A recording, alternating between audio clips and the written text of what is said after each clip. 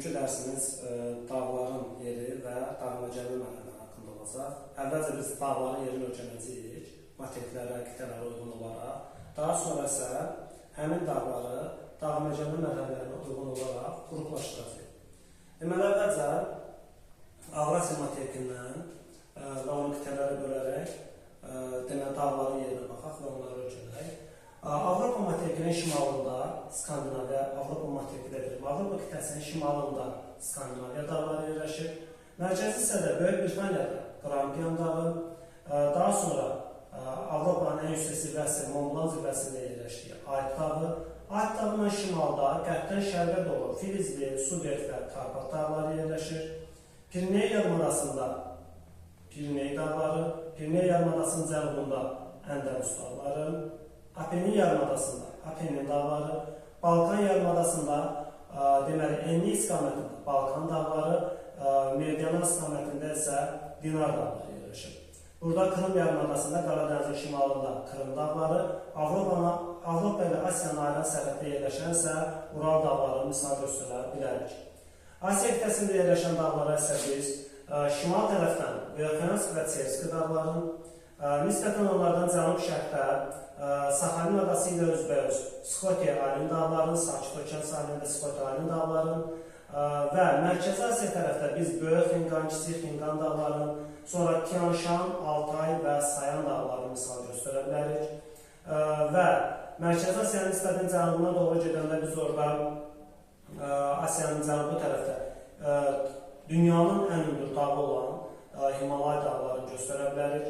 Himalay dağlarının şimalda Tibet və Kunlun-Şan dağları, nisbətən qərb hissədə Pamir, Qaraqorun və Hindukuş dağları yerləşir. İran ərazisində, İran körfəzinin ətrafında Zagros dağları, Xəzər dənizi ətrafında Elbrus dağları yerləşir. Türkiyənin ərazisində isə yerləşdiyi Kiçik Asiya yarımadasının şimalında Pont dağları, cənubunda isə Tavr dağları yerləşir. Və Azərbaycan, Gürcüstan və Rusiya olan hissədə isə Qafqaz dağlarını biz görə bilərik. Hindistanın şərq hissəsində Şərqi Qaf, qərb hissəsində isə Qərbi Qaf dağları yerləşirdir. İndi isə keçək biz Avstraliya materikinə. Avstraliya materikinin şərqində böyük su ayıcı sıra dağları yerləşir, hansı ki ən hündür zirvəsi Kostuşka zirvəsidir. Mərkəzi hissədə Uluru və Maknoliya dağları, qərb hissəsində isə Hammersley dağları yerləşirdir. Afrikaya baxanda isə Afrikanın şimal-qərbində Atlas dağları, cənubunda Kap və Əjdaha dağları, şərqində isə Afrikanın ən yüksək zirvəsi olan Kilimanjaro dağları yerləşirdir. İndi isə Şimali Amerika və Cənubi Amerikaya baxaq. Şimali Amerikanın şərq hissəsində Appalas dağları yerləşir, qərb hissəsində isə şimaldan cənuba doğru Kordilyer dağları uzanırdır. Kordilyer dağlarının iki hissədən ibarətdir. Burada əsasən şərqi qayalı dağlar, qərbində isə sahil və kaskad dağları yerləşir. Deməli, nisbətən cənub hissəyə baxanda burada Sierra Nevada və Meksika tərəfdə Sierra Madre dağlarının, şimal hissədə isə Brooks silsiləsini biz görə bilərik. Cənubi Amerikada isə qərb hissəsi əsasən dağlıqdır və burada şimaldan cənuba doğru biz Ant dağlarını görə bilərik. Antarktidada Transantarktika dağların və Elsuet dağlarını biz burada görmək olar. İndi isə deməli, biz dağları öyrəndən sonra, yerini öyrəndən sonra onları dağ-məcəlli mərhələlərinə əsasən qruplaşdıraq. Biz bilirik ki, dağ-məcəlli mərhələləri vulkanların püskürməsindən, suxurların yüksək təzyiq və temperatur nəticəsində yerləşməsindən asılı olaraq 5 dağ-məcəlli mərhələsi formalaşmışdır. Bunlar qədimdən zamana doğru Baykal, Kaledon, Kertsin, Kimmeri və Alp qırışıqlı mərhələləridir. İndi baxıb görək Baykal dağ-məcəlli mərhələsində hansı dağlar yaranır. Bunlar əsasən Baykal gölü ətrafında olan dağlardır. Bunlara biz Pir-Baykali və Zabaykali dağın, Şərqi Sayan dağın, sonra Patom yaylasının, Tuman yüksəkliyin misal göstərə bilərik. Sonra Kaledon qırışıqlığında yaranan dağlar. Kaledon qırışıqlığında yaranan dağlara biz Skandinaviyanı, Tian-Şan, Altay və Sayan dağlarının şimal hissəsini və Appalas dağlarının şimal hissəsini göstərə bilərik. Hersin qırışıqlığında yaranan dağlar isə biz Ural dağın, daha sonra Böyük Xinqan və Kiçik Xinqan dağların, Böyük su ayırıcı sıra dağların, Kap və Əjdaha dağların misal göstərə bilərik.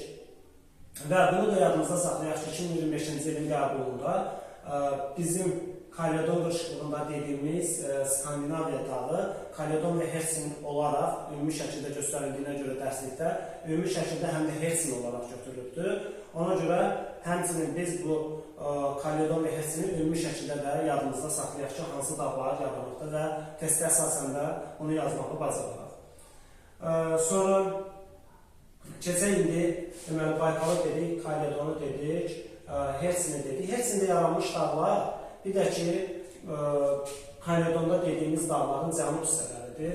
Bunlar hansılardır? Tian Shan, Altay, Sayan və Aftalas dağının cənub hissələri də həmçinin Hersin qırışıqlığında formalaşmışdır. Və cavan platformalar yaranmışdır Hersin qırışıqlığında. Bunlar da hansılardır? Turandır, Qərbi Sibirdir və Ön Qafqaz cavan platformaları Hersin qırışıqlığında yaranmışdır. İndi keçək Kimmer qırışıqlığında yaranan dağlar. Kimmer qırışıqlığında yaranan dağlar əsasən deməli Şimali Amerikada Kordilyer dağlarının şərq hissəsindəki olan qayalı dağlar, sonra burada Avrasiyanın şimal-şərqində olan Verxyans və Çerski dağları, Skoti Alin dağları, sonra Mərkəzi Asiya tərəfdə yerləşən Tibet və Kunlun dağlarına da biz misal göstərə bilərik. Bunlar isə oldu Kimmer qırışıqlığında yaranmış dağlar. İndi isə Alp qırışıqlığında yaranan dağlara baxaq və bunu da xatırladım ki, Alp qırışıqlığına qədər yaranan dağların hamısı ümumi şəkildə qədim dağ kimi götürülür testlərdə. Bunu da yadımızda saxlayaq. Alp qırışıqlığında yaranan dağlar isə cavan dağlar hesab olunur. Bunlara biz misal olaraq deməli Pirneyi, Əndəlüsü, Apenini, Alp dağların, sonra Karpat dağların, Balkan dağların, sonra burada Himalaydır, Hindquşdur, Pamirdir, Qaraqorun dağlarını misal göstərə bilərik. Burada Kordilyer dağlarında sahil və Kaskad dağlarını misal göstərə bilərik. Daha sonra Afrikada Atlas dağını misal göstərə bilərik ki, bunlar cavan dağlar hesab olunur. Sonra Azərbaycan isə də Qafqaz dağları, yəni Böyük Qafqaz və Kiçik Qafqaz dağlarıdır. Türkiyənin Pont və Tavır dağlarıdır. İranda yerləşən Zagros dağıdır. Bunlar dediyimiz bütün dağlar hamısı cavan dağ hesab olunur və həmçinin biz Kaledon və Hersində adını çəkdiyimiz Tian Shan, Altay, Sayan dağları Alp qırışıqlığında yenidən fəallaşmaya məruz qalmış və cavanlaşmışdır. Onları həmçinin biz cavanlaşmış, yenidən fəallaşmış dağlar kimi Alp qırışıqlığına da aid edə bilirik. Belə, dağ məcəllə mərhələləri və dağlar haqqında bu qədər. İnşallah ki, ümid edirəm, siz dağların yerin və dağ məcəllə mərhələlərini buradan rahat şəkildə öyrənə bilərsiniz.